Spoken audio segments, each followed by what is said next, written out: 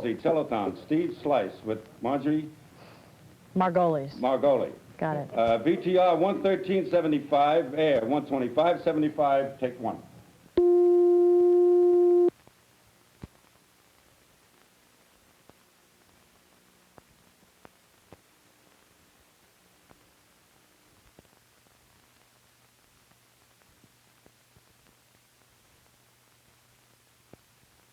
In 3 seconds, let me have it quiet.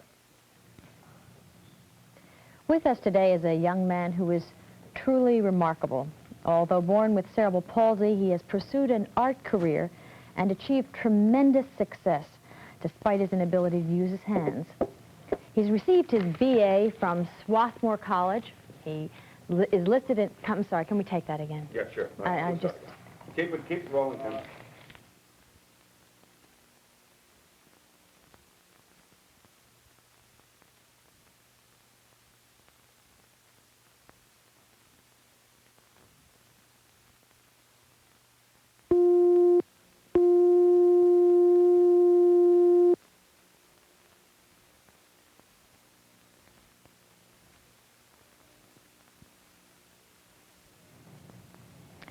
With us today is a young man who is truly remarkable.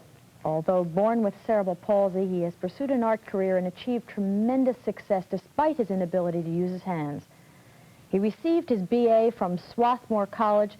He's listed in a variety of who's who's in Europe and America, and he's participated in hundreds of private and group showings in 26 countries. Let's meet Stephen Sles. Stephen, why did you become an artist? It was a deep necessity within me to express my feelings and ideas concerning the universe in which I live. It was a means of exploration of myself and others. What kinds of things did you have to overcome?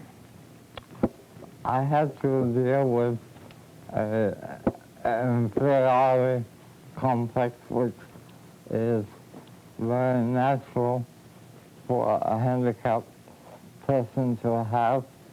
I had to overcome the fear of my own limitations. What's the trick? What do you think you can attribute your success to? A combination of elements which very fortunately came together in my life. The first was a natural necessity to create.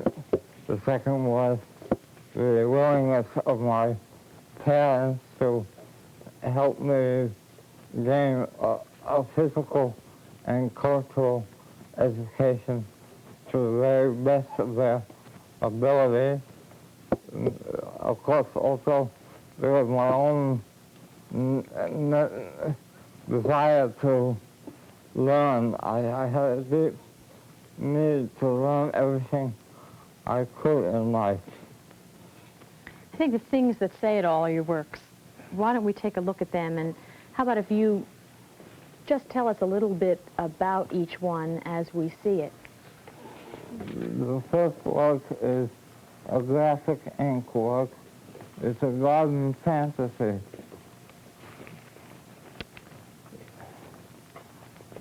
The second work is an oil painting, also of a fantasy with a tree.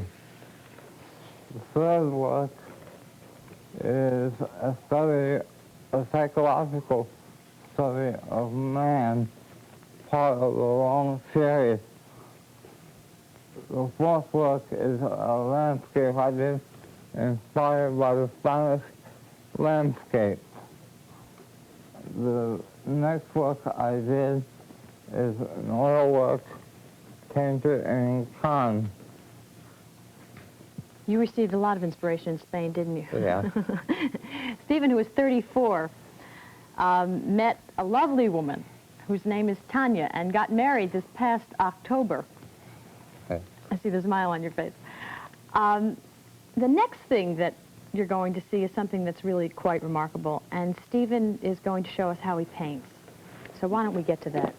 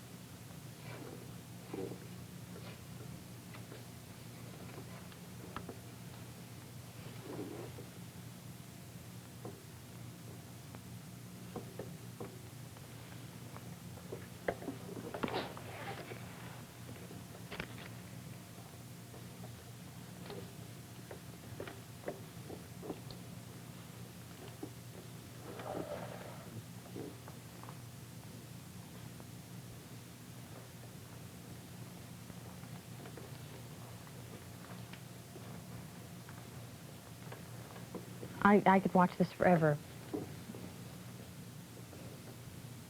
But I'm dying to ask you some more questions. So why don't we...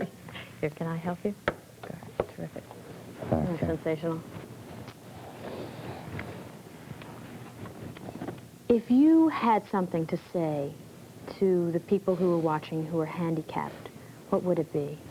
I would say that you should try and discover what you can do, concentrate on doing it as best as you can, try to educate yourself as deeply as possible.